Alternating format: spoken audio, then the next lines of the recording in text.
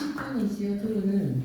예. 예. 제가 처음에 요청을 잠깐 받았을 때는 갑자기 자활 기초보장법 얘기도 조금 요청을 하셨는데 여기 오니까 사회적 돌봄도 있어서 그냥 제가 하고 싶은 얘기로 일하는 노인에 대한 부분 이거를 말씀드리겠습니다.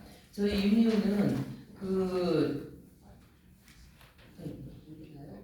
저희 유니온은 사회에서 일명 가사도우미 베이비시터로 불리는 분들 그리고 장애인 활동지원사, 유명보호사 이렇게 구성된 아주 따끈따끈하게 작년에 만들어진 노동조합입니다. 누구든 들어오시면 환영하니까 언제든지 들어와 주세요. 예, 일단 오랫동안 이 복지와 노동 분야에서 좀 일을 해왔는데 최근에 노인 빈곤에 대한 자세한 통계를 볼 일은 사실 별로 없었고 너무 복잡해서 신문에서 봐도 무슨 말인지 몰랐었어요. 근데 김태환 실장님 걸 보면서 최근 동향까지 정말로 잘 봤습니다. 아주 일목요연하게 잘 정리를 해주셨다고 생각을 하고요. 저는 첫 번째로 빈곤의 악순환에 대해서 말씀을 드리고 싶습니다. 발표문에도 나왔지만은 그나마 노인 빈곤을 조금이나마 완화해 줄 수 있는 건 공적연금이었다. 그 중요성이 굉장히 크다. 우리 국민연금 얘기하는 겁니다.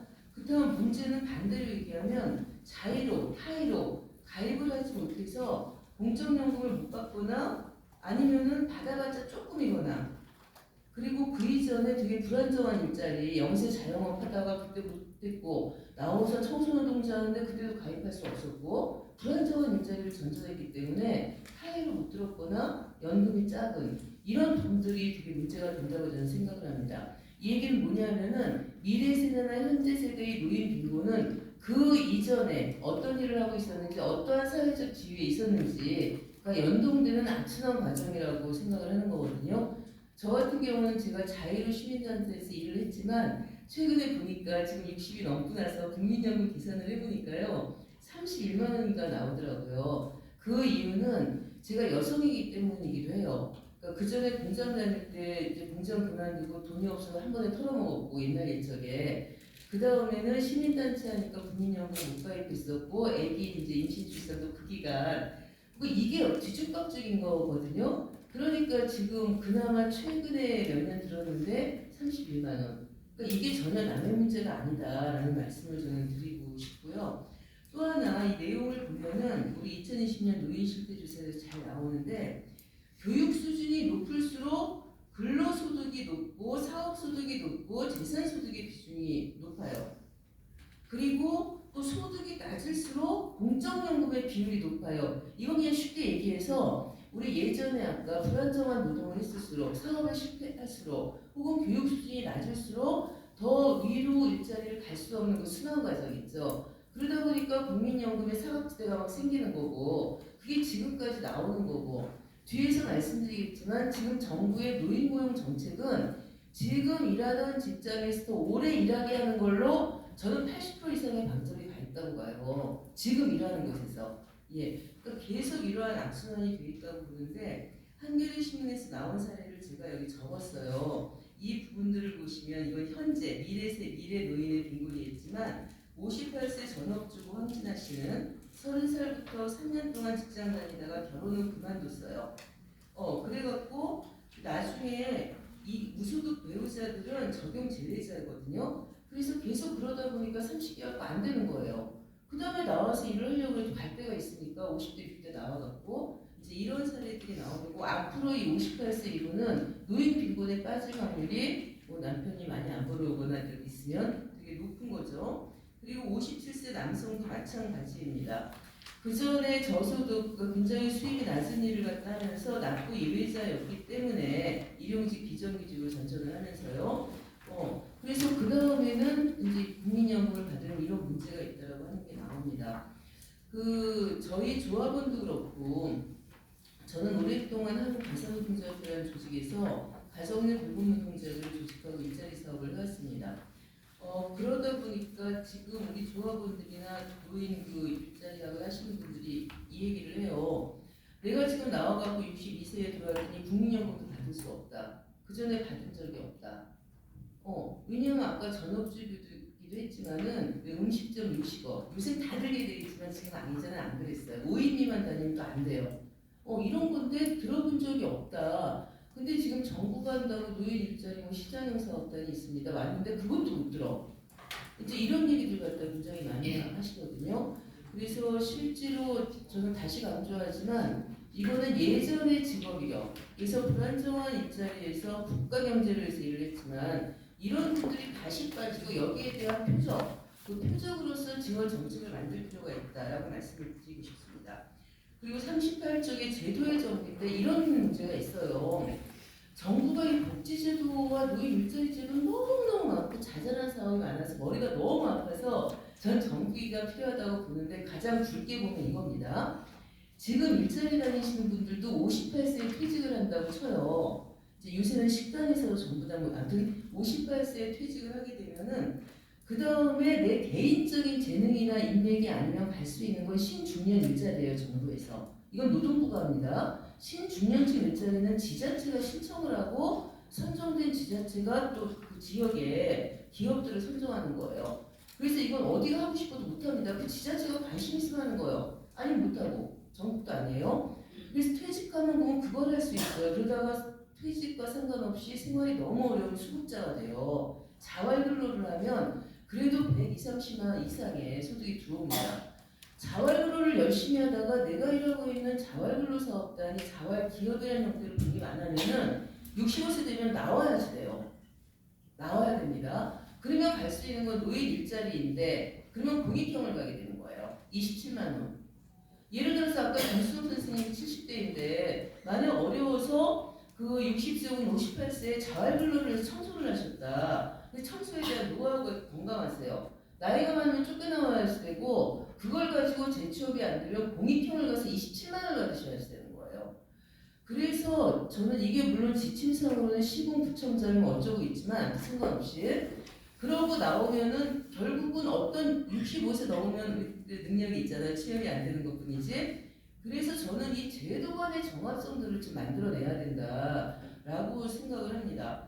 저희 제가 이사로 있는 한국가사노동자협회가 전국에서 아마 단일 시장형 사업단으로 제일 크게 하고 있을 거예요. 이게 180명 넘게 하니까요. 아이들 보험은 150명, 130명. 근데 이분들 중에는 80대신 분도 있습니다. 근데 저희가 아무리 봐도 아이 없고 혹은 집안일하는 게 힘들잖아요. 공익형으로 가시라고 다 알아가시는데 안 가세요. 두 가지 이유가 있습니다. 하나는 그래도 시장에서 하니까 내가 하고 싶은 만큼 하고 40만 원 좀 넘게 이렇게 좀 받아가는 게 낫지 27만 원 안 되고 그 다음에 1년 내내 못해요. 그건 어떻게 하라는 거냐. 그 다음에 공익형을 하고 싶어도 막 뒤져서 아이템을 보니까 내가 할 수 있는 게 없는 거예요. 그래서 어쩔 수 없이 시장형에 나와 계시면서 저희는 가슴을 갖다 졸이면서 이게 얼마나 정합성이 없습니까? 그래서 제가 갑자기 이렇게 말하겠는데 시간이 없으니까요. 저는 이제 나머지 보지 마시고 40쪽을 보시면은 그렇다면은 정부는 뭐 몇십만 명의 일자리도 하고 어쩌고 한다, 뭐 노인 연령상 차별을 갖다 없앤다 막 하고 서울시만 하더라도 사업은 진짜 많아요.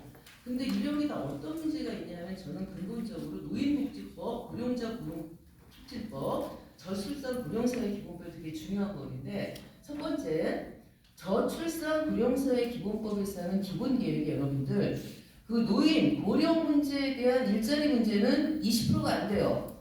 전체적으로 절반 이상 60, 70%가 저출산 대책이고 고령 대책은 30% 안팎인데 그 안에서도 대부분은 복지 이런 얘기입니다. 없다는 거예요. 고령자 고용법은 연령상 고용자를 제외인데 대부분의 내용이 현재에서 일하는 어르신들 그리고 기업에서 채용하면 기업에서 이런 중심으로 돼 있어요. 그 다음에 노인복지법은 여기 따라서 노인 일자리 등을 하는데 저희가 사회서비스 노인 일자리 때문에 재작년 작년 사회복지부랑 한참 논의를 했습니다. 깜짝 놀란 게 이거예요. 제발 노인 일자리를 고용으로 보지 말아주세요. 복지예요. 복지이기 때문에 임금 높이기 어렵고요. 10개월 한다고 뭐라 그러시지만 복지예요. 복지. 그냥 이거 조금 생활 도움 받아가는 거지 일이 아닙니다.